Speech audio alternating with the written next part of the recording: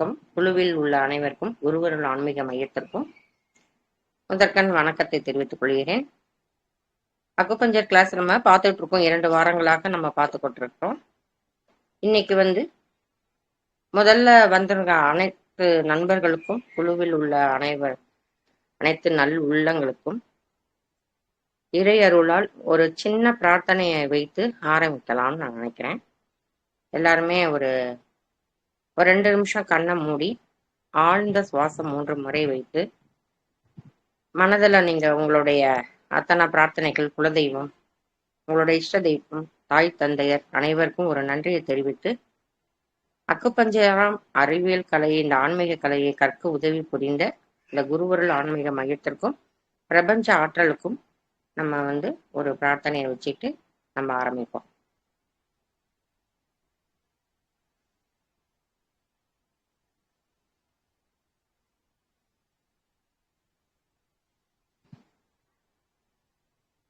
இறைவா நன்றி. 3 முறை ஆழ்ந்த மூச்சு எடுத்து நல்ல ஒரு பிரீத்திங் நல்லா எடுத்துட்டு நீங்க நல்ல ஒரு ரிலாக்ஸா உட்காந்துப்பாங்க. நம்ம இது நாள் வரைக்கும் நம்ம பார்த்தது என்ன அப்படின்னா, அக்குபஞ்சர் வரலாறு பார்த்தோம்.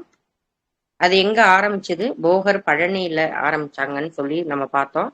அதுக்கப்புறம் நாளடைவில் அப்படியே கொஞ்சம் ரஷ்யா, ஜப்பான் அப்படியே போய் சைனாவில தான் இந்த கலை ரொம்ப பிரபலம் அடைஞ்சதுன்னு சொல்லி அந்த சைனாவுடைய ஹுவாங் டி அப்படிங்கிற அக்குபஞ்சர் தந்தையால இதை நம்மளுக்கு முழுமையா நம்மளுக்கு மாற்று மருத்துவம் அப்படின்னு சொல்லி நம்மளுக்கு கொடுத்தாங்கன்னு நம்ம பார்த்தோம்.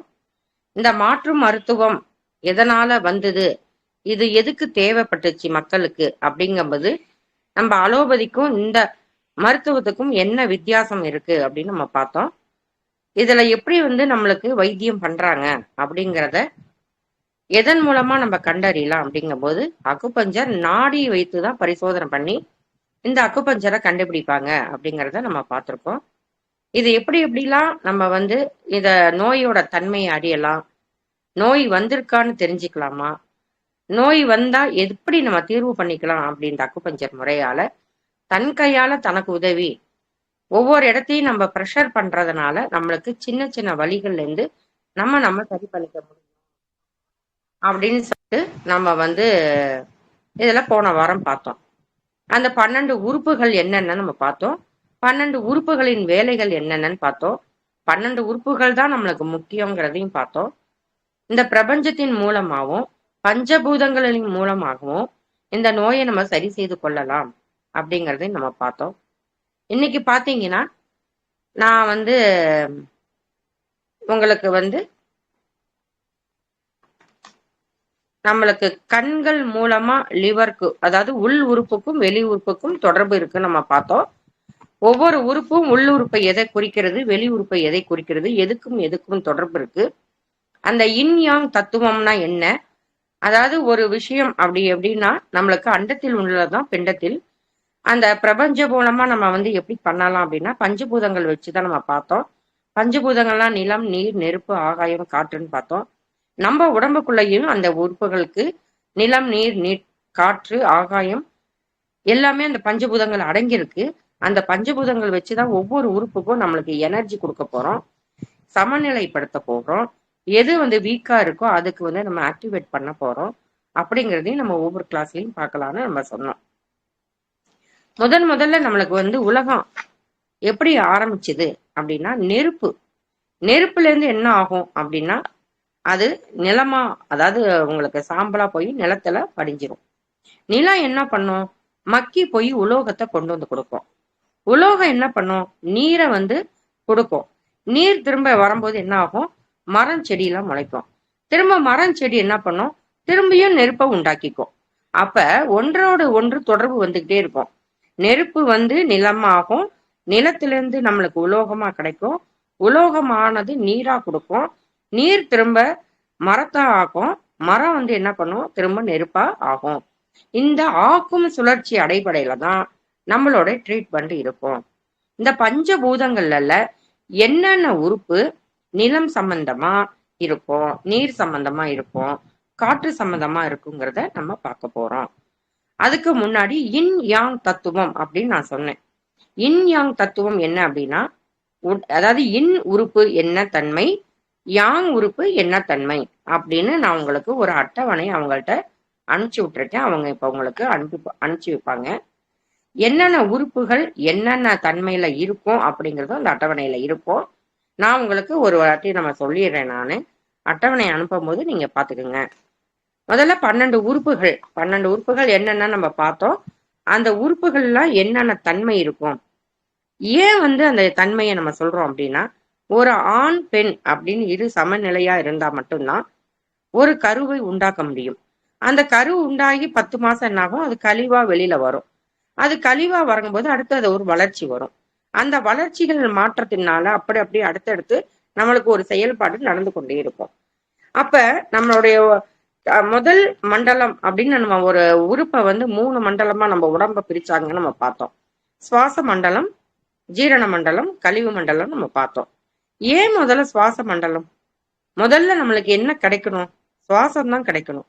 முதல்ல ஒரு யோகா கிளாஸோ ஒரு தியான பயிற்சியோ உங்களுக்கு எங்க போனாலும் அந்த சுவாசத்துக்கு ஏன் ஒரு தனி மதிப்பு அப்படின்னா, சுவாசம் நம்ம பிராணா சக்தி இல்லாம நம்மளோட ஒரு சக்தியும் நம்மளுக்கு இயங்காது அப்படிங்கறத நம்மளுக்கு சொல்றாங்க.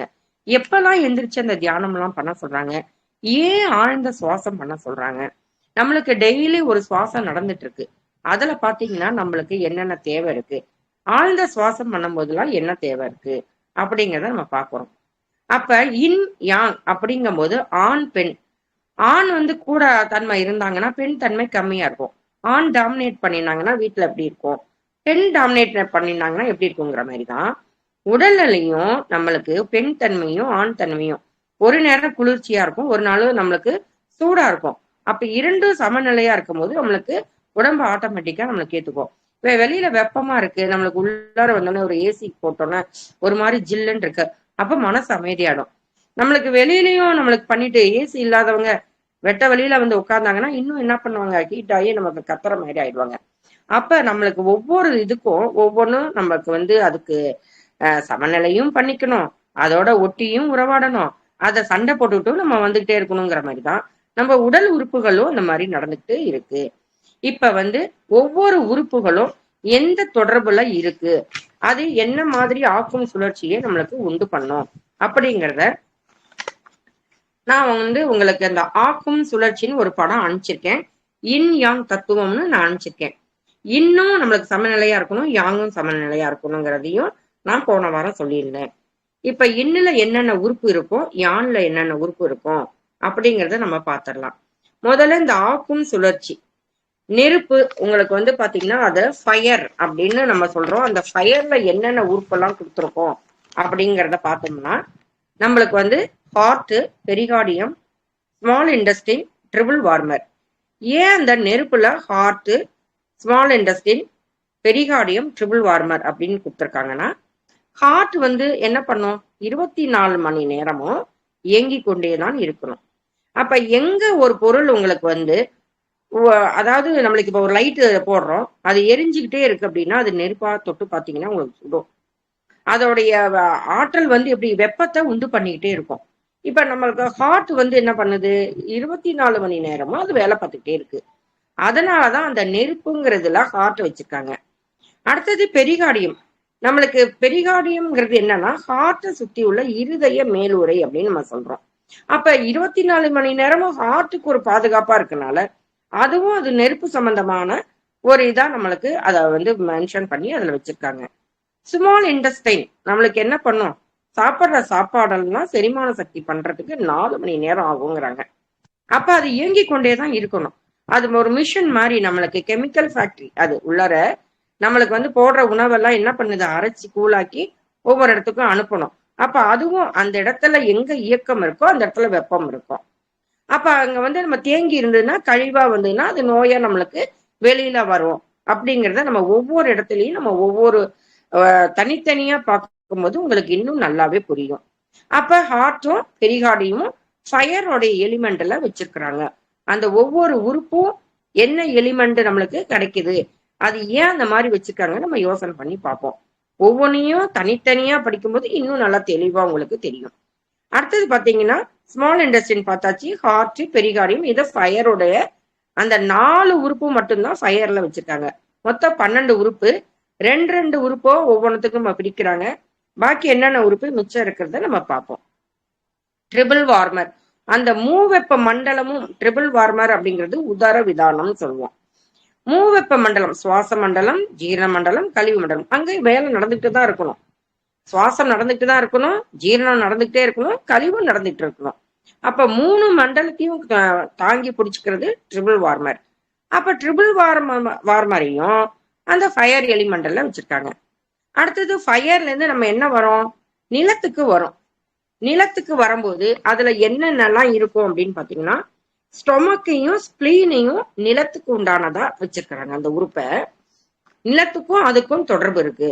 நெருப்போடைய தொடர்பு என்னன்னா உங்களுக்கு heart, pericardium, small intestine, triple warmer. அடுத்தது நெருப்புல இருந்து நிலத்துக்கு வரும். நிலத்துல ஸ்டொமக்கும் ஸ்பிளீனும். ஸ்டொமக் இறப்பை, உங்களுக்கு நிலம். ஏன் அந்த நிலம்னு சொல்லியிருக்காங்க அப்படின்னா, நம்மளுடைய வயிறு அதுதான் பிரதானம், அதுதான் மூலாதாரம். அந்த வயிற்றுல அதாவது எப்படி நம்ம ஒரு மண்ணுல நல்ல விதை போடும்போது விருட்சமா மரங்கள் வரும்போது செடிகள் நல்லா பூத்து குலுங்குற மாதிரி நல்ல தரமான விதை போடணுங்கிறனால அந்த வயிற்றையும் அந்த நிலத்துக்கு சம்பந்தமா வச்சுட்டாங்க. ஏன் அப்ப நம்மளுக்கு நல்லபடியா அந்த வயிற்றுல போடுற உணவுகளும் நல்லபடியா போடணும். இப்ப ஒரு பொண்ணை கல்யாணம் பண்ணி கொடுக்குறாங்க. முதல்ல அவங்க ஆரம்பத்து காலத்துல இருந்து வராங்க. குழந்தை பிறக்கிறது ஒரு பொன் குழந்தையா இருந்ததுன்னா பாத்தீங்கன்னா அவங்க பூ பெய்யறாங்க. அவங்களுக்கு ஒரு நல்ல விதமா கல்யாணம் நடக்குது. கல்யாணம் ஆன வளைகாப்பு. இந்த சடங்குகளும் நம்மளுக்கு இந்த உறுப்புக்கும் சம்பந்தம் இருக்கு. நம்மளுடைய உடலுடைய உறுப்புகளும் இந்த பஞ்சபூதங்களுக்கும் சம்பந்தம் இருக்கு. பஞ்சபூதங்கள் பிரபஞ்சத்தினால நம்மளுக்கு அண்டத்தில் உள்ளது, பிண்டத்தில் உள்ளது அப்படிங்கிறது நம்ம தெரிஞ்சுக்கிறோம். அப்ப நெருப்புல இருந்து நிலத்துக்கு வந்தாச்சு. நிலத்திலிருந்து அடுத்தது என்ன பண்றோம் அப்படின்னா, நம்மளுக்கு அதாவது சைனாக்காரங்க என்ன பண்றாங்கன்னா, உலோகம்ங்கிறத மெட்டல் அப்படின்னு சொல்லிடுறாங்க. மெட்டல்ல என்னென்ன உறுப்பு வச்சிருக்காங்கன்னா, லார்ஜ் இண்டஸ்ட்ரினும் லங்ஸும் வச்சிருக்காங்க. நம்ம மெட்டல் அப்படிங்கும் போது நம்மளுக்கு அந்த சுவாசத்துக்கு உண்டானது, அத காற்றுன்னு நம்ம சொல்றதுக்கு பதிலாக அவங்க மெட்டல் அப்படின்னு வச்சிருக்காங்க. ஏன் அப்படின்னா, சுவாச மண்டலம் முதல்ல ஆரம்பிக்கிறது lungs, LU lungs, LI large industry. அது ரெண்டும் முதல்ல ஒரு குழந்தை பிறக்கிறது. ஒரு சுவாசத்தை நல்லா அது இது பண்ணுது. அது சுவாசத்தை அந்த பிராணசக்தி வந்த உடனே அது என்ன பண்ணுது, அந்த காற்றோடைய தொடர்பு கிடைச்ச உடனே அது என்ன பண்ணுது, மோஷன் போகும். குழந்தை பிறந்த உடனே பார்த்தா நம்ம கவனிச்சா தெரியும். அது நல்லா அப்படி தட்டி விடுவாங்க, அழும். நல்லா அந்த சுவாசத்தை நல்லா மூச்சு உணர்ந்த உடனே அடுத்த நிமிஷம் அந்த லங்ஸுக்கும் லார்ஜ் இன்டெஸ்டைனுக்கும் தொடர்பு இருக்கு பாருங்க. அதனாலதான் அந்த குழந்தை என்ன பண்ணுது, கழிவை வெளியில ஏத்துது. சின்ன சின்ன விஷயங்கள் நம்ம ஆராய்ஞ்சு பார்க்க நம்மளுக்கே ஒரு புரியாதது. இவ்வளவு நாளா நம்ம கவனிக்காம இருந்திருக்கோமா? அப்ப அந்த சுவாசத்துக்கும் இந்த சுவாசத்துக்கும் நம்மளுடைய லார்ஜ் இன்டெஸ்டைன், அதுவும் காத்துதான், இதுவும் காத்துதான். ரெண்டுமே பாத்தீங்கன்னா நம்மளுக்கு இந்த மெட்டல்ங்கிறதுல நம்மளுக்கு கொடுத்துருக்குறாங்க. அடுத்தது பாத்தீங்கன்னா நீர். மெட்டல் என்ன பண்ணுது, அப்படியே நீரை ஆக்குது. நீர் ஆக்கணும் போது அப்ப வாட்டரோட இதுல என்னென்ன உறுப்புகள் இருக்கு அப்படின்னு பாத்தீங்கன்னா, கிட்னி, யூரினரி பிளாடர். கிட்னி உங்களுக்கே தெரியும், யூரினரி பிளாடரும் உங்களுக்கு நல்லாவே தெரியும். கிட்னி தான் நம்மளுக்கு மெயினான உறுப்புன்னு சொல்றாங்க. எல்லாமே நம்மளுக்கு மெயின் தான். ஹார்ட் மெயின், கிட்னி மெயின், தோல் மெயின், கை கால் மெயின். லங்ஸ் இல்லைனாலும் நம்மளுக்கு என்னென்ன பிரச்சனைகள்லாம் வரும். காற்று இல்லைன்னா நமக்கு எவ்வளவுலாம் காசு கொடுத்து ஆக்சிஜன் வாங்கினோம் இந்த கொரோனா டைம்ல. அப்ப எல்லாமே இயற்கையோட ஒத்து போகணுங்கிறது ஒவ்வொரு விஷயமும் நம்மளுக்கு உணர்த்திக்கிட்டே இருக்கு. இயற்கையோட தொடர்பு இருங்க, இயற்கையோட தொடர்பு இருங்கன்னு ஒவ்வொரு விஷயமும். ஒரு விஷயம் ஆக்கிற சுழற்சி இருக்கும்போது அழிக்கிற சுழற்சியும் இயற்கையும் பண்ணும். திடீர்னு பாத்தீங்கன்னா சுனாமி வந்தது, நீரால எல்லாரும் அழிஞ்சாங்க. திடீர்னு பாத்தீங்கன்னா நெருப்பா வரும்.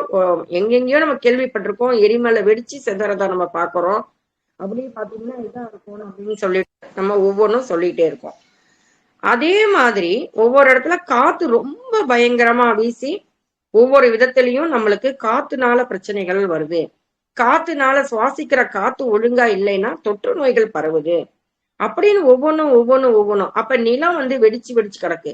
மழையே பெய்யல அப்படின்னா என்ன ஆகும், நிலம் வெடிச்சு வெடிச்சு விவசாயம் இல்லாம இருக்கும், பஞ்சம் பட்டினி. அந்த மாதிரி ஒவ்வொன்னும் நம்ம ஒவ்வொன்னும் தொடர்பு இருக்குன்னு நான் திருப்பி அதுதான் சொல்லிக்கிட்டு இருக்கேன். அப்ப நம்மளுடைய உடம்பு ஒவ்வொன்றும் ஒவ்வொரு விஷயத்தோட தொடர்பு இருக்குங்கிறத நம்ம முழுசா நம்ம ஒவ்வொரு தடவையும் நம்ம பார்த்துக்கிட்டே இருக்கணும். அந்த நீரானது என்ன பண்ணுது, ஒரு இடத்துல தண்ணி நம்மளுக்கு மழை பெய்யுது பாத்தீங்கன்னா ஒரு சின்ன சின்ன செடிகள் வளரும், காளான் வளரும், நல்ல விஷயங்கள் நல்ல செடிகள்லாம் வளரும், பெரிய மரமாகும், மூங்கிலும் வளரும். உங்களுக்கு வந்து இந்த கருவ மரமும் வளரும், எல்லாமே மரங்கள் வளரும். காட்டு பக்கம் பாத்தீங்கன்னா மரங்கள் வளர்ந்து காத்து அடிக்கும் போது உரசும் போது என்ன ஆகும், பத்திக்கிட்டு தானாவே எரியும்பாங்க. திரும்ப அந்த சுழற்சியில நம்மளுடைய மரத்துக்கும் அந்த நெருப்பா போயிடுது. அப்ப முதல்ல பூமியில நெருப்பு, நெருப்பு வந்து அப்படியே நிலமா மாறுது, நிலமா வந்தது மெட்டலா மாறுது, மெட்டல்ல இருந்து திரும்ப வாட்டரா மாறுது, வாட்டர்ல இருந்து வுட்டு. இதுதான் இந்த பஞ்சபூத சுழற்சிகள் நம்மளுக்கு. இதை வச்சுதான் நம்ம ஒவ்வொரு பேஷண்ட்டுக்கும் ட்ரீட்மெண்ட் கொடுக்கணும். ஃபயர், ஃபயர்ல இருந்து பாத்தீங்கன்னா எர்த்து, எர்த்துல இருந்து பாத்தீங்கன்னா மெட்டல், மெட்டல்ல இருந்து பாத்தீங்கன்னா வாட்டர், வாட்டர்ல இருந்து வுட்டு, திரும்ப வுட்ல இருந்து பாத்தீங்கன்னா ஃபயர். இந்த எலிமெண்ட்டை வச்சுதான் நம்ம இந்த 12 உறுப்புகள் பாத்தீங்கன்னா நீங்க கவுண்ட் பண்ணீங்கன்னா தெரிஞ்சிடும். நெருப்புல 4 வந்துருச்சு, நிலத்துல 2 வந்திருக்கு, மெட்டல்ல 2 வந்திருக்கு, நீர்ல 2 வந்திருக்கு, வுட்ல பாத்தீங்கன்னா கால் பிளாடரும் லிவரும். லிவர் தான் ஏன் அது மரத்துல அப்படின்னாங்கன்னா, லிவர் என்ன பண்ணுது, நம்மளைய தானாவே அது உற்பத்தி பண்ணிக்கும், தானாவே வெட்டிக்கும், தானாவே வளர்ந்துக்கும். அப்ப லிவர் சரியா இருந்தது அப்படின்னா வளர்ச்சிதை மாற்றம் குறைபாடு உள்ளவங்களுக்கு லிவர்ல ப்ராப்ளம் இருக்கும். லிவர் மரம் என்ன பண்ணும், நம்ம வெட்டி விட்டோமா துளுத்துக்கிட்டே வரும் இல்லையா. அப்ப நம்மளோட உறுப்புகள் எல்லாமே இயற்கையாவே இறைவன் என்ன பண்ணிருக்காரு, தன்னோட மாற்றத்தை அதை கரெக்டா கொண்டு போயிட்டே இருக்காரு. தன்னோட உடம்பு இப்ப வந்து பாத்தீங்கன்னா மனுஷன் தான் நம்மளுக்கு வந்து என்ன பண்றோம், சுகர் வந்துருச்சு, நம்மளுக்கு வாக்கிங் போக முடியல, மூட்டு வலி, கைகால் வலி அப்படின்னு நம்ம சொல்றோம். ஏன்னா அவன் இயற்கையில இருந்து அவன் தள்ளி போயிட்டான். இதே நம்ம 5 அறிவு ஜீவன்கள்லாம் பாருங்களேன், விலங்குகள்லாம் பாருங்களேன், நாய், இப்ப பாத்தீங்கன்னா யானை, வந்து சிங்கம், இவங்கெல்லாம் எலும்பு டாக்டர்ட்டோ கால் உடஞ்சிச்சோ, நாய்க்கு பல்லு பிடுங்கியாச்சா அப்படின்னு. ஆனா இப்ப இருக்கிற நல்ல வளர்ப்பு உள்ள பிராணிகளுக்கெல்லாம் வந்து வைத்தியம் பார்க்கறதா இருந்தா ஒருவேளை இப்படி எல்லாம் நடக்கிறதுக்கு சான்சஸ் இருக்கோ என்னமோ தெரியல. பட் இயற்கையோட காட்டுல வளர்ற மிருகங்கள்லாம் பாத்தீங்கன்னா தானாவே, இப்ப மாடெல்லாம் பாத்தீங்கன்னா கண்ணு போட்டுச்ச உடனே அந்த கண்ணுக்குட்டியோட மேல உள்ளதெல்லாம் நக்கி சாப்பிடும். அதுதான் அதுக்கு மருந்து. பூனை குட்டி போடும், பூனை ஒரு பூனையை சாப்பிடும்பாங்க, கவி சாப்பிடும், நாய்க்குட்டின்னு சொல்லி கேள்விப்பட்டிருக்கோம்.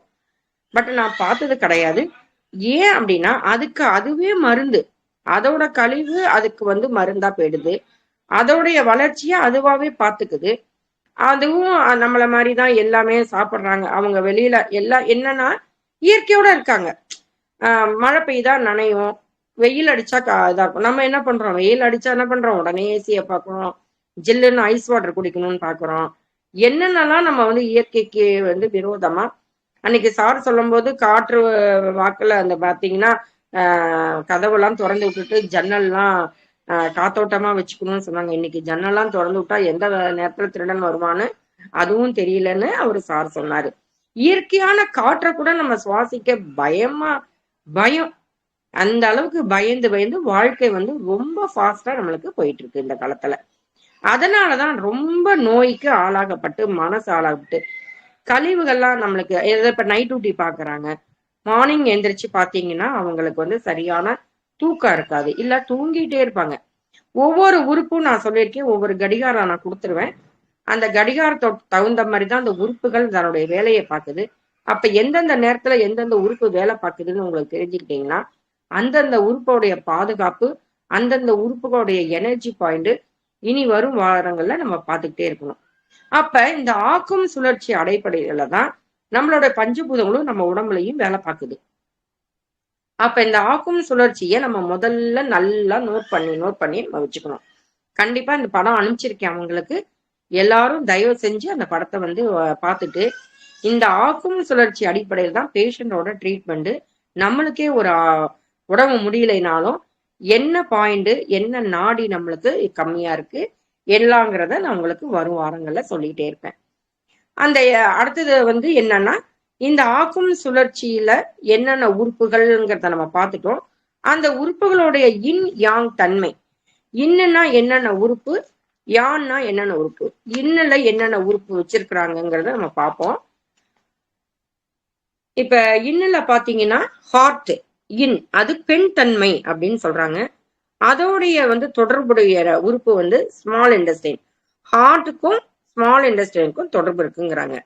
அடுத்தது லிவருக்கும் கால் பிளாடருக்கும், அடுத்தது கிட்னிக்கும் யூரினரி பிளாடருக்கும், லங்ஸுக்கும் லார்ஜ் இன்டெஸ்டைனுக்கும் தொடர்பு, பெரிகார்டியத்துக்கும் ட்ரிபிள் வார்மருக்கும், ஸ்பிளீனுக்கும் எஸ்ஐ ஸ்டொமக் எஸ்டி.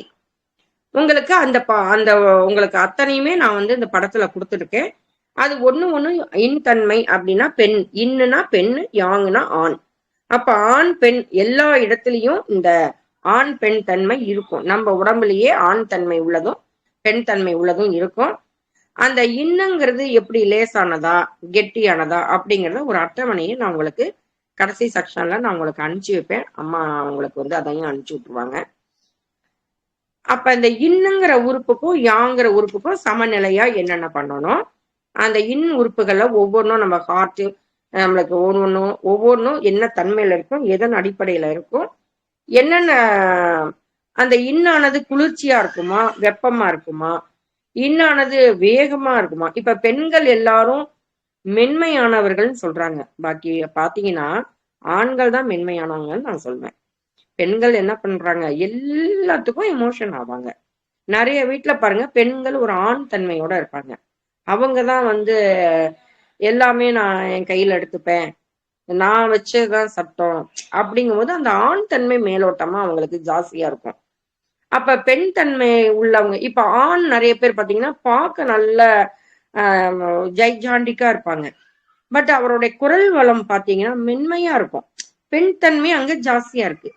இதுதான் இதே மாதிரி நம்மளோட ஒவ்வொரு உறுப்புகளும் பெண் தன்மையா, அது பெண் தன்மையா இருக்கும் போது எப்படி வேகமா துடிக்குமா, ஆண் தன்மையா இருக்கும்போது எப்படி குறைவா இருக்குமா, அந்த நாடிகள் பார்க்கும்போது நம்மளுக்கு இது தனிப்பட்ட முறையில நல்ல விரிவா இப்படிதான் இந்த நாடி இது வேகமா துடிச்சா இந்த மாதிரி உங்களுக்கு இப்போதைக்கு இப்ப சடார்னு ஒரு ஃபீவர் வருது, அவங்களுக்கு அந்த நாடி எப்படி துடிக்கும், அதை எப்படி நான் கண்டுபிடிக்க முடியும், நானா எனக்கு இந்த நாடியெல்லாம் தொட்டு பார்க்க முடியுமா அப்படிங்கிறத நான் உங்களுக்கு ஒரு 2 வாரம் கழிச்சுதான் சொல்ல முடியும். ஏன்னா எல்லாமே உங்களுக்கு சொன்னா ரொம்ப குழப்பமாயிடும். ஒவ்வொரு ஸ்டெப் பை ஸ்டெப்பா கொஞ்சம் ஸ்லோவா தான் நான் வருவேன். பட் புரியும் உங்களுக்கு நல்லா. இதெல்லாம் புரியாம திடீர்னு நாளைக்கு காலையில மேடம் தோள்பட்டை வலிக்கு நீங்க இந்த மாதிரி சொன்னீங்க, HE9 சொன்னீங்க, ஹார்ட்டுக்கு உண்டான பாயிண்ட், ஹார்ட்டை பத்தி தெரியாது, அந்த 9ஆம் நம்பர் பாயிண்ட் என்னத்துக்காக வந்திருக்கு, அது இன் தன்மையா யாங் தன்மையான்னு பார்க்கணும். அது பஞ்சபூதங்கள், அது நிலமா நீரா நெருப்பா, அந்த H9ங்கிற பாயிண்ட் என்ன உட் பாயிண்டா லிவர் பாயிண்டா, என்னென்ன பாயிண்ட் எதுக்கு என்ன எலிமெண்டோட அதுங்க இருக்கிறாங்க அப்படிங்கறத ஒன்னையும் விரிவா நான் கத்துண்ட விஷயத்த அப்படியே நான் உங்களுக்கு நான் எந்த அளவுக்கு கத்துனோ அதை அப்படியே உங்களுக்கு நான் தரேன். அப்படிங்கும்போது உங்களுக்கு தெளிவா இருக்கும். என்னைக்கு நீங்க பார்த்தாலும் அந்த தெளிவா உங்களுக்கு தெரியும். அப்ப இன் தன்மை எது யாங் தன்மை எது என்னென்னலாம் அட்டவணையில கொடுத்துருக்காங்கிறத நீங்க பார்த்துக்கோங்க. பார்க்கும்போது நீங்க முதல் வாரம் பார்த்துட்டீங்கன்னா அடுத்த வாரம் நான் சொல்லும் போது இதைதான் ஏற்கனவே சொல்லியிருக்காங்க, ரீகால் பண்ணியிருக்காங்க, கையில உங்கள்கிட்ட நோட்டு புத்தகத்துல நீங்க அதை எழுதி வச்சுக்கோங்க, அனுப்புறத அப்படி எழுதி வச்சுக்கோங்க. அப்ப உங்களுக்கு ஈஸியா இன்னும் உங்களுக்கு சரியா இருக்கும். இப்ப எல்லாமே நம்மளுக்கு ஆக்கும் சுழற்சி 12 உறுப்புகள், 12 உறுப்புகளுடைய தன்மைகள், அது இன் யாங் பிரிச்சது அட்டவணை எல்லாமே உங்களுக்கு அனுப்பப்படும். எல்லாத்துக்குமே ஒரு அளவீடுன்னு ஒரு முறை இருக்கு. ஆத்துல கொட்டினாலும் அளந்து கொட்டணும்னு சொல்லுவாங்க. எல்லாத்துக்கும் ஒரு கொத்தனார் எடுத்துட்டாலும் சரி, அவருடைய வேலைக்கு ஒரு என்ன பண்ணணும், ஒரு நிலம் எடுத்துட்டாலும் ஒரு சதுர அடி, ஒரு ஸ்கேல் வச்சு அளக்கணும், பாலா இருந்தாலும் உங்களுக்கு 1/2 லிட்டர் பால் 1 லிட்டர், எல்லாத்துக்கும் ஒரு அளவு முறை இருக்கிற மாதிரி நம்மளுடைய இந்த அக்குபஞ்சர்லயும் ஒரு அளவீட்டு முறை இருக்கு. அந்த அளவீட்டு முறைக்கு பேரு சுன். ஒரு சுன், 1.5 சுன், 2 சுன், 3 சுன் அப்படிங்கிறத நான் உங்களுக்கு அந்த ஒரு சுண்ணுனா என்ன, 2 சுண்ணுனா எப்படி, 1.5னா எப்படி, 2 3 அப்படிங்கிறத நான் உங்களுக்கு படம் அனுப்பிச்சிருக்கேன். அதுல நீங்க பாருங்க. அதுல புரியாதவங்க ஒண்ணும் இல்ல, நீங்க இந்த ஆட்காட்டி விரல்ல முதல் கோடு இருக்கு பாத்தீங்களா, அதுதான் ஒரு சுன், 2வது கோடு 2 சுன், 3வது கோடு 3 சுன். இது எதுக்கு அப்படின்னா இப்ப ஒரு பேஷண்ட் இருக்காங்கன்னா அவங்களோட ஆட்காட்டி விரலையும் நம்மளோட ஆட்காட்டி விரலையும் அளந்துக்கணும். இப்ப உங்களுக்கு மணிக்கட்டு ரேகையிலேருந்து ஒரு சுன் மேலே அப்படின்னு நான் சொல்றேன்னு வச்சுக்கோங்களேன். முதல்ல கையை 2 கையும் கீழே தொங்க போட்டுக்கணும். முதல்ல சுண்டு விரல் உடம்போட ஒட்டி இருக்கனால அது உட்பக்கம், கட்டை விரல் வெளிப்பக்கமா இருக்கும். 2 பக்கமும் 2 கை இருக்கு, 2 பக்கமும் 2 கட்டை விரல் இருக்கு. அப்ப 2 கையும் சேர்த்து வச்சு பாத்தீங்கன்னா 2 சுண்டு விரலும் உட்பக்கம். இப்ப பாயிண்ட்ஸ் நம்ம குறிக்கும் போது உட்பக்கம், வெளிப்பக்கம், கட்டை விரலின் அடிப்பகுதியில் மணிக்கட்டு ரேகை, முழங்கால் மடிப்பு ரேகை அப்படின்னு இன்னும் வரும் காலத்துல உங்களுக்கு கிளாஸ்ல அதை ஒவ்வொன்றா நம்ம சொல்லும் போது அப்ப ஒவ்வொரு அந்த சுண்ணோட அளவு வச்சுதான் பார்க்கணும். இப்ப சுண்ணோட அளவு நம்மளோட உடம்புக்கு நம்மளோட ஆட்காட்டி விரல்ல நம்ம பயன்படுத்திக்கலாம். இதே இப்ப ஒரு குழந்தைக்கு அப்படின்னா அவங்களோட விரலை அளவு எடுத்துக்கணும். அவங்களோட அளவை நம்ம என்ன பண்ணணும்னா நம்மளோட ஆட்காட்டி விரல்ல அவங்களை கலந்துக்கணும். இப்ப நம்ம விரல்ல இப்ப ஆட்காட்டி விரல்னு சொல்லிட்டாங்க, அந்த குழந்தைக்கு மணிக்கட்டு ரேகையில இருந்து ஒரு சுண்ணுன்னு வச்சு பாருங்க கூட வரும். அதனால பேஷண்ட் யாரோ குழந்தையோ பெரியவர்களோ அவங்களுடைய ஆட்காட்டி விரல்ல நம்ம அளந்துதான் இந்த ட்ரீட்மெண்ட் எந்த இடத்துல பாயிண்ட் நம்ம சொல்றோமோ அது பிரகாரம் நம்ம அந்த பாயிண்ட குறிச்சு அந்த ட்ரீட்மெண்ட அழுத்துறோம். அதே மாதிரி எல்லாம் நான் என்ன விரல் எல்லாம் உங்களை நான் அழுத்தம் கொடுத்துக்கிட்டு இருங்கன்னு நான் சொல்லிட்டு இருந்தேன். ஏன் அப்படின்னா நம்மளோட உடம்புல ஒவ்வொரு இப்ப லங்ஸ் அப்படின்னு எடுத்துக்கிட்டோம்னா அது ஒண்ணு விரல்ல ஆரம்பிச்சு முகத்தில் உடம்பில் ஏதோ ஒரு பாகத்தில் முடியும். அப்ப ஆரம்பிக்கிறது விரலா இருந்தா உடம்புல முடியும். அதே மாதிரி இன்னொரு உறுப்பு பாத்தீங்கன்னா முகத்துல ஆரம்பிச்சு விரல் நுனியில முடியும். அப்ப அந்த விரல் நுனியில இருந்து உடம்புல எல்லா பாகத்துக்கும் நம்மளுடைய ஒவ்வொரு உறுப்பும் அந்த சக்தி ஓட்ட பாதை மூலமா நம்மளுக்கு போயிட்டு இருக்கு அப்படிங்கிறத நான் இன்னைக்கு சொல்ல போறேன். உங்களுக்கு என்னென்ன உறுப்பு என்னென்ன விரலுங்கிறத இன்னைக்கு நான் சொல்ல போறேன் ஓரலா. அப்புறம் தான் நம்ம தனித்தனியா நம்ம பார்க்க போறோம். இன்னைக்கு பார்க்கும் போது கட்டை விரல். கட்டை விரல் நீங்க பார்க்கும் போதெல்லாம் உங்களுடைய லங்ஸ் ஞாபகம் வரணும். கட்டை விரல் தான் லங்ஸோடைய ஆரம்பம். அடுத்த விரல் ஆட்காட்டி விரல் பார்க்கும்போது லார்ஜ் இன்டெஸ்டைன். அடுத்தது நடு விரல் பாத்தீங்கன்னா பெரிகார்டியம். மோதிர விரல் பாத்தீங்கன்னா ட்ரிபிள் வார்மர். நம்மளுடைய சுண்டு விரல்ல உட்பக்கம் வெளிப்பக்கம் நான் சொன்னோன்னா அது உட்பக்கத்துல ஹார்ட் டு ஸ்மால் இன்டெஸ்டைனும் இருக்கும். அப்ப நான் முதல்ல உங்களுக்கு சொல்லியிருக்கேன் 12 உறுப்புகள் ஆண் பெண்ங்கிற மாதிரி கையில 6 உறுப்பும் கால்ல 6 உறுப்பும் பிரிச்சிருக்காங்க. 6 உறுப்புகளையும் ஒவ்வொரு இதுக்கும் 2 அப்படின்னு சொல்லி 6 2 12 உறுப்புகள் நம்மளுக்கு கொடுத்துருக்காங்க. இந்த 12 உறுப்புகள் இந்த 5 பஞ்சபூதம் 12 × 5 60 பாயிண்ட வச்சுதான் நம்மளுடைய உடல்ல அத்தனை வியாதியும் இருக்கு, அத்தனை தீர்வுகளும் இருக்கு. உடம்புல நம்மளுக்கு நிறைய எண்ணற்ற புள்ளிகள் இருக்கு. 361 புள்ளிகள் இருக்கு. 361 புள்ளிகளும் நான் உங்களுக்கு சொல்லி தரப்போறேன். ஆனா முதல்ல இந்த 60 பஞ்சபூத புள்ளிகள் மட்டும்தான் நம்மளுக்கு ரொம்ப முக்கியமானது. இப்ப எல்லாம் நம்மளுக்கு அக்குபஞ்சர் முன்னாடி எல்லாம் ஒரு 10-12 வருஷத்துக்கு முன்னாடி எல்லாம் ரொம்ப மனப்பாடம் பண்ணி ரொம்ப கஷ்டப்பட்டாங்களாம். இப்பெல்லாம் ரொம்ப ஈஸியா அதை உங்களுக்கு மாடல் பண்ணி பண்ணி பண்ணி நான் இன்னும் ஈஸியா நான் எப்படி அனுபவப்பட்டேன் அப்படிங்கிறத ரொம்ப ஈஸியா உங்களுக்கு கொடுக்குறேன். நீங்க நிறைய போய் பார்க்கலாம், யூடியூப் சேனல் எல்லாம் பார்க்கலாம். என்னோடதுக்கும் அவங்களோடதுக்கும் நிறைய வித்தியாசம் வரும். ரொம்ப சிம்பிளா ரொம்ப ஒரு எளிமையா இதுதாங்க உங்களுக்கு லங்ஸ். கட்டை விரல்ல ஆரம்பிக்குதா, எந்த இடத்துல முடியும்? பஞ்சபூத மல்லிகள் மட்டும் எங்க முடியும்? கட்டை விரல்ல இருந்து உங்களுடைய முழங்கால் மடிப்பு ரேகை வரைக்கும் தான் முடியும். அதுல பாயிண்ட் நீங்க கொடுத்துட்டோமா, அதுல என்னென்ன பாயிண்ட் எல்லாம் வரும்? நல்ல ரத்த ஓட்டம் போகணுமா, ரத்த அடைப்பு, ரத்த குழாய் அடைப்பு இருக்கா, அதுலதான் உங்களுக்கு பாயிண்ட் வரப்போகுது. உங்களுக்கு அந்த கை விரல்ல நீங்க அமுக்கும் போது ஆட்டோமேட்டிக்கா உங்களை அறியாமலேயே அந்த அக்குபஞ்சர் புள்ளிகள்லாம் நீங்க ஆக்டிவேட் பண்றீங்க. நான் இப்ப சொல்லும் போதெல்லாம் நீங்க ஆக்டிவேட் பண்ணிருக்கீங்களா பண்ணலையான்னு உங்களுக்கு தெரியும். இப்ப நான் சொல்லிட்டேன் உங்களுக்கு 10 விரலையும் அமுக்கி அமுக்கி விடுங்க. காலையில எந்திரிச்சோடனே 10 தடவை அந்த விரல், எல்லா விரலும், கை விரல், கால் விரல் எல்லாத்துலயும் நம்மளுடைய உறுப்பு இருக்கு அப்படின்னு சொல்லியாச்சு. அப்ப கட்டை விரலுக்கும் லங்ஸ், கட்டை விரல்ல இருந்து தான் இந்த லங்ஸோடைய சக்தி ஓட்ட பாதை ஆரம்பிக்குது. லார்ஜ் இன்டெஸ்டைனுடைய உறுப்போடைய சக்தி ஓட்ட பாதை ஆட்காட்டி விரல்ல. அடுத்தது பெரிகார்டியம் உங்களுக்கு நடு விரல்ல. அதுக்கப்புறம் ட்ரிபிள் வார்மர் உங்களுக்கு மோதிர விரல்ல ஆரம்பிக்குது. ஹார்ட்டும் எஸ்ஐயும் சுண்டு விரல். இனிமே நீங்க சுண்டு விரல் பார்க்கும் போதெல்லாம் உங்களுக்கு ஹார்ட் ஸ்மால் இண்டஸ்ட்ரின்னு தெரிய போகுது. மோதிர விரல் அன்னைக்கே நான் என்ன சொன்னேன், மோதிரம் போடுங்க. ட்ரிபிள் வார்மர்ல உங்களுக்கு ஜுரம் பேஷண்ட் எல்லாம் பாத்தீங்கன்னா அந்த மோதிரத்தோடைய எங்க போய் உட்காருதோ அந்த பள்ளம், அக்குபஞ்சர் பாயிண்ட் எல்லாம் பாத்தீங்கன்னா நம்மளோட விரலை தொட்டு பார்க்க எந்த இடத்துல எல்லாம் நம்மளுக்கு பள்ளம் ஒண்ணு மேடு பள்ளம் அப்படி வருதோ அங்கெல்லாம் நம்மளுடைய அக்குபஞ்சர் பாயிண்ட் எல்லாம் இருக்கு. வாட்ச் கட்டிக்கிறாங்க இந்த ரேடியல், அந்த இதுல பாத்தீங்கன்னா ரேடியல் தமனியில உங்களுக்கு வாட்ச் கட்டி இருக்கிறாங்களா, லேடிஸும் இருக்கு ஜென்ஸும் கட்டி இருக்கிறாங்களா, அப்ப அந்த இடத்துல நம்மளுடைய தேவை நம்மளோட அக்குபஞ்சர் பாயிண்ட் ஆக்டிவேட் ஆயிடுது. வளைகாப்பு போடுறாங்களா லேடிஸுக்கு, இந்த மணிக்கட்டு ரேகையில இருந்து மேக்சிமம் பாத்தீங்கன்னா கிட்டத்தட்ட இப்பெல்லாம் பாத்தீங்கன்னா நிறையவே போடுறாங்க. பெரிகார்டியமோடைய சக்தி ஓட்ட பாதையும் இந்த பக்கம் தான் வருது உங்களுக்கு. ஒவ்வொரு அதாவது லார்ஜ் இண்டஸ்ட்ரியினுடைய உங்களுக்கு சக்தி ஓட்ட பாதையும் இதுலதான் வருது. அப்ப அந்த வளையல் டைட்டா போடும்போது ஆட்டோமேட்டிக்கா அதுல ஆக்டிவேட் ஆயிடுது. பெரிகார்டியத்தினுடைய உங்களுக்கு பாயிண்ட் எல்லாம் சொல்லும் போது வாந்தி, அவங்களுக்கு தூக்கம், நம்ம ஏற்கனவே நம்ம அவங்களுக்கு ஒரு பாயிண்ட் கொடுத்தேன் P6ன்னு, தூக்கமின்மை இல்லாதவங்களுக்கு ஒரு பாயிண்ட் கொடுத்துருப்பேன். H9 உங்களுக்கு கொடுத்துருப்பேன், ட்ரிபிள் வார்மர்ல கொடுத்துருப்பேன், ஸ்டொமக்ல கொடுத்துருப்பேன். நீங்க அதை திரும்பவும் எடுத்து ஒவ்வொரு தடவையும் அந்த பாயிண்ட நீங்க வந்து தொட்டு பார்க்கணும். நீங்க தொட்டு பார்க்கும் போதுதான் அந்த பாயிண்ட் உங்களுக்கு நீங்க உணர்றீங்களா, நீங்க என்ன பண்ணினீங்க அப்படிங்கறது உங்களுக்கு தெரிய வரும்.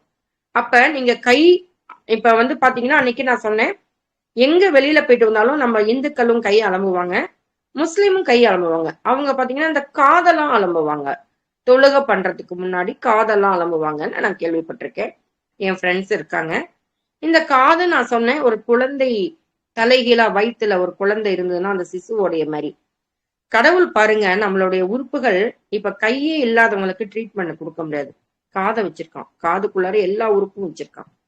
அப்ப காதுல வந்து உங்களுக்கு பாயிண்ட்ஸ் எல்லாம் இருக்கு. அந்த காலத்துல நிறைய தோடு இந்த மாதிரி சைடு புல்லாக்கு இந்த மாதிரி எல்லாம் மூக்குல புல்லாக்கு போடுவாங்க, மூக்குத்தி போட்டிருக்காங்க. உங்களுக்கு வந்து பாத்தீங்கன்னா ஆட்டோமேட்டிக்கா அந்த புருவத்தை இப்படி வரையும் போது இந்த இடத்துல ஒரு பாயிண்ட் இருக்கும், இந்த இடத்துல பொட்டு வைக்கிறாங்க, இந்த இடத்துல ஒரு பொட்டு வைக்கிறாங்க, தலையை சீவும் போது இந்த இடத்துல ஒரு பாயிண்ட் இருக்கு. காது அந்த காலத்துல எல்லாம் அப்படி பிடிச்சி திருகுவாங்க. நம்ம வாத்தியார்லாம் என்ன பண்ணுவாங்க படிக்கலைன்னா ஆட்டோமேட்டிக்கா ஆக்டிவேட் ஆயிருக்கு நம்மளுக்கு. கழுத்துல பார்க்கும்போது பாத்தீங்கன்னா நம்மளுக்கு செயின் வந்து போட்டிருக்கோம், திருமாங்கல்யா நெஞ்சு குழியில படுது. அந்த லங்ஸுக்கு ஆஸ்மா பேஷண்ட்டுக்கு எல்லாருக்குமே இந்த பெண்கள் ஜாக்கெட்டு கடைசியா உங்களுக்கு வந்து பின்ன இருக்கு பாத்தீங்களா, அந்த இடத்துல ஒரு நெஞ்சு குழி இருக்கு பாத்தீங்களா. ஆஸ்மா யாருக்கெல்லாம் வீசிங் ட்ரபிள் இருக்கோ நல்ல ஒரு 21 தடவை clockwise anticlockwise நீங்க ஒரு 21 முறை சுத்தி லைட்டா ஒரு ப்ரெஸ் பண்ணினீங்கன்னா வீசிங் ட்ரபிள் நல்லா குறையும். நல்லா நீங்க ட்ரை பண்ணுங்க. இல்லையா படபடன்னு மாடி ஏறினா மேடம் மூச்சு வாங்கிச்சா நல்லா அமைதியா உட்காருங்க, நல்ல ஒரு சுவாசம். நீங்க சொன்ன மாதிரி இந்த கட்டை விரல்லேந்து உங்க கையை அப்படியே நீங்க தொட்டுட்டே வந்தீங்கன்னா அந்த கட்டை விரலோட அந்த மணிக்கட்டு ரேகையோட முடியும். அந்த மணிக்கட்டு நம்ம உங்க முழங்கைய மடக்கும் போது அந்த கடைசியா ரேகை முடிகிற இடம் எல்லாருக்கும் தெரியும். அதுதான் இம்யூனிட்டி பாயிண்ட் LI11. அந்த இம்யூனிட்டி பாயிண்ட நீங்க பஸ்ல போகும்போதோ இல்ல ஒரு மணி நேரம் 1/2 மணி நேரம் சீரியல் பாக்குற பெண்கள் இருந்தாலும் நீங்க என்ன பண்றீங்க, இனிமே 2 பக்கமும் இம்யூனிட்டி பாயிண்ட் இருக்கு. அழகா மடக்கினீங்கன்னா உங்களுக்கு வெளிப்பக்கமா இருக்கிறது எந்த கட்டை விரல் பக்கம் வெளிப்பக்கம். அப்ப நம்ம கட்டை விரல் பக்கமா நம்ம மடக்கினோம் அப்படின்னா அந்த சைடு 2 பக்கமும் வெளிப்பக்கமா இருக்கிற அந்த பாயிண்ட வந்து நீங்க பண்ணினீங்க. இன்னைக்கு சும்மா உங்களுக்கு ஜஸ்ட் ஒரு எக்ஸ்ட்ரா இது மாதிரி தான் நான் உங்களுக்கு டிப்ஸ் மாதிரி தான் இந்த கொடுக்குறேன். கரெக்டா அந்த லங்ஸோடைய வரும்போது அந்த பாயிண்ட் தெரியும். இன்னைக்கு ஒரு எக்ஸ்ட்ரா சொல்லி கொடுப்போமே, ஏன்னா மெயினா இன்னைக்கு வந்து நிறைய பேருக்கு பாத்தீங்கன்னா லங்ஸ்ல ஏதாவது பிரச்சனைகள் இருக்கும்போது தான் தோல்ல அலர்ஜி அன்னைக்கு நான் சொல்லியிருக்கேன். அப்ப வந்து நம்ம என்னென்னலாம் பண்ணிக்கணும், இம்யூனிட்டி நம்மளுக்கு தேவைப்படுது. அப்ப இம்யூனிட்டிக்கு நம்மளுக்கு அந்த ப்ரெஷர் அந்த இடத்துல ப்ரெஷர் பண்ணிட்டே இருங்க. விரலை ப்ரெஷர் பண்ணுங்க, இம்யூனிட்டி பாயிண்ட ப்ரெஷர் பண்ணுங்க, கை காலை நல்லா அலம்பிக்கோங்க. ஏன்னா அந்த இடத்துல நீங்க தொட்டு அலம்பும் போது கை கால் தேய்ச்சி அலம்பும் போது அங்க இருக்கிற பஞ்சபூத பிள்ளைங்கள் ஆக்டிவேட் ஆகுது. ஒவ்வொரு உறுப்போடைய பஞ்சபூதமும் ஆக்டிவேட் ஆகுது. ஒவ்வொரு உறுப்புக்கும் நிலம் நீர் எல்லாமே ஆக்டிவேட் ஆகுது.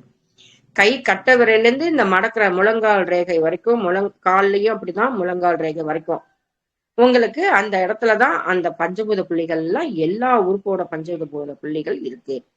நீங்க ஆட்டோமேட்டிக்கா அதை நீங்க கை கால் கழுவும் போது, முகத்துல கழுவும் போது, நம்மளுடைய உறுப்புகள் எல்லாமே எங்கேயோ ஒரு விரல்ல ஆரம்பிச்சு முகத்துல முடியும்னு சொல்லியிருக்கேன்.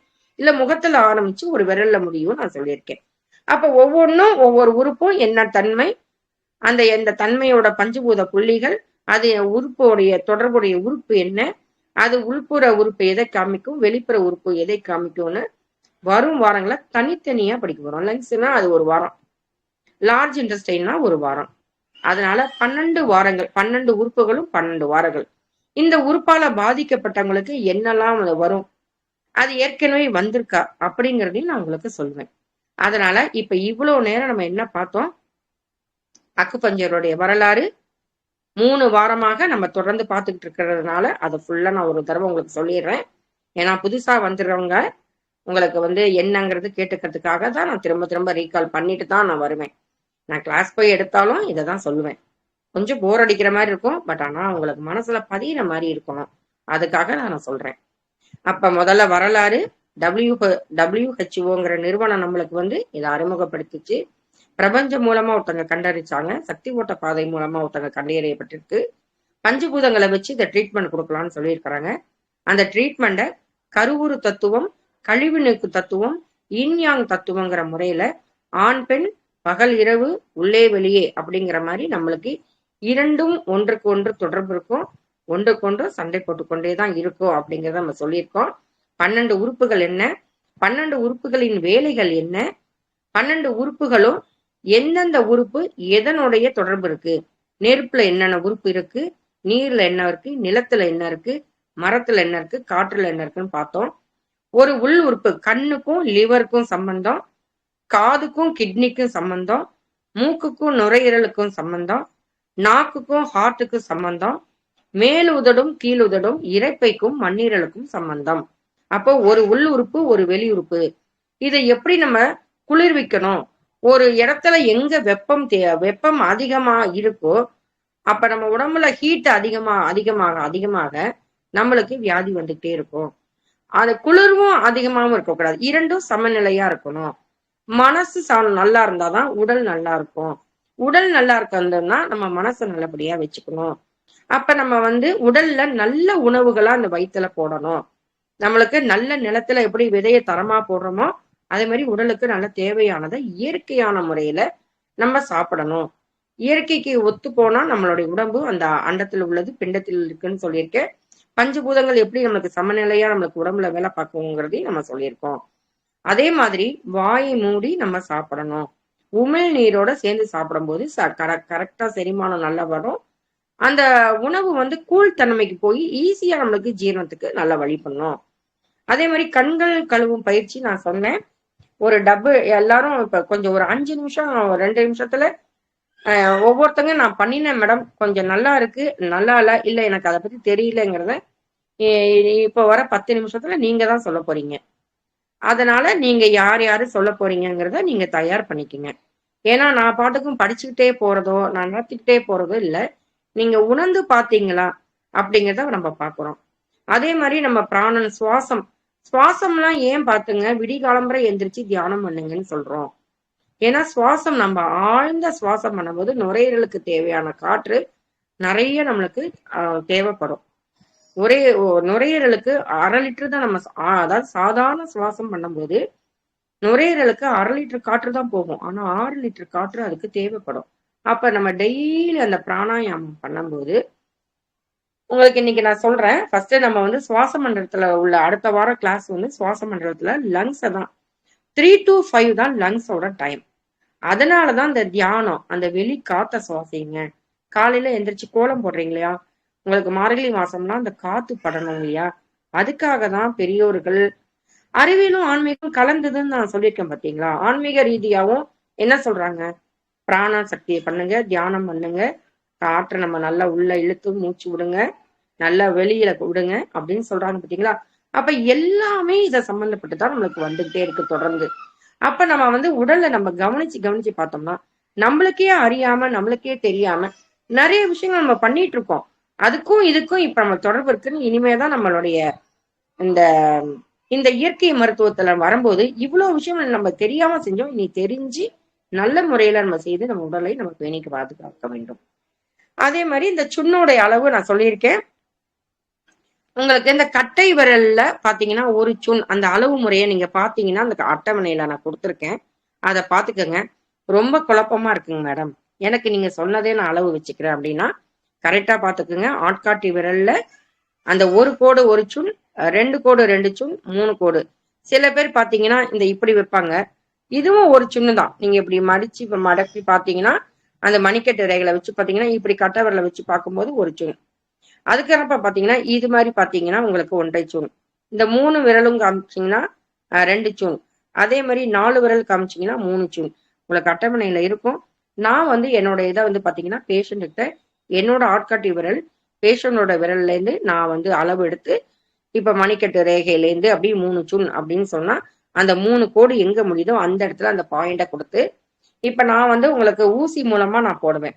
இப்ப ஊசி மூலம் போடல நம்ம ப்ரெஷர் தான் பார்க்க போறோம் அப்படின்னா அந்த ப்ரெஷரை வந்து clockwise anticlockwise 21 தடவை ஒரு ப்ரெஷ் பண்ணணும். பண்ணிட்டு நம்ம விட்டுறணும். மேடம் நான் அடிக்கடி செய்யலாமா? வேண்டாம், அடிக்கடி செய்ய வேண்டாம். இன்னைக்கு ஒரு நாள் பண்ணிட்டீங்கன்னா நம்ம உடம்பு 24 மணி நேரம் அது வந்து அதோட ஆக்டிவேட்டை நம்ம கரெக்ட் பண்ணிக்கும். ஒரு வாரத்துல நம்ம எத்தனை நாள் அந்த மாதிரிலாம் எப்ப பார்த்தாலும் தலை வலிக்குது, எப்ப பார்த்தாலும் தோள்பட்ட வலி இருக்குதா, 2 நாள் கொடுங்க, 3 நாள் கொடுங்க, விட்டுடுங்க. அது தன்னை புதுப்பிச்சுக்கும். அது தன்னை என்ன பண்ணிக்கும், அது வந்து எனக்கு தேவையில்லாத பொருளை வெளியில அனுப்பிச்சிடும். நீங்க நல்லா கவனிச்சு பாருங்க. ஒரு டஸ்ட் நம்ம உள்ளார போயிருக்கோம் ஓட்டம் அடிக்கும் போது தும்மல் வந்து உடனே வந்துடும் அது வெளியில. அது வச்சுக்காது. அதுக்கு தேவையானது இல்லை அப்படின்னா அது வெளியில பண்ணும். நிறைய பேர் சளி குழந்தைங்களுக்கு இப்ப பெரியவங்களா இருந்தா காரி காரி துப்புவாங்க. குழந்தைங்களுக்கு வர முடியாது. என்ன பண்ண மூக்கெல்லாம் தண்ணி தண்ணியா வரும். இல்லைன்னா லூஸ் மோஷன் போகும். அது என்ன பண்ணுது, பாதி வேலையை நான் பண்றேன், என்னால முடியாத பட்சத்துல நீ வெளியில அனுப்புன்னு லங்ஸுக்கும் லார்ஜ் இன்டெஸ்டினுக்கும் தொடர்பு இருக்கு நம்ம பாக்குறோம். அது அழகா என்ன பண்ணும், இப்ப சளிக்கு மாத்திரை கொடுக்குறாங்க குழந்தைக்குன்னா மோஷன் மூலமா தான் வெளியில வரும். அப்ப அந்த கழிவு மூலமா அந்த சளி வெளியேறுது. அதனாலதான் ஒவ்வொரு உறுப்புக்கும் ஒன்னொன்னு தொடர்பு இருக்குங்கிறத நம்ம பாக்குறோம். அப்ப நம்ம ஃபர்ஸ்ட் பார்க்க போறது சுவாச மண்டலத்துல லங்ஸோடதும் லார்ஜ் இன்டெஸ்டினோடதும் நம்ம பார்க்க போறோம் அடுத்த வாரம்.